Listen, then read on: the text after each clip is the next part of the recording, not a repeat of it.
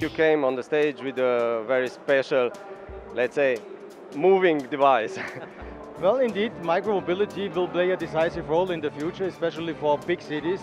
And as we started our business 124 years ago with bicycles, with a single-tracked vehicle, we thought we should rethink everything and go for a courageous way.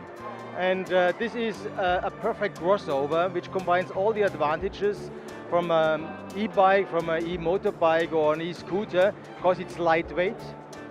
It offers a range of up to 60 kilometers, a maximum speed of 45 kilometers an hour, which is really fast for a single-track vehicle, nearly maintenance-free.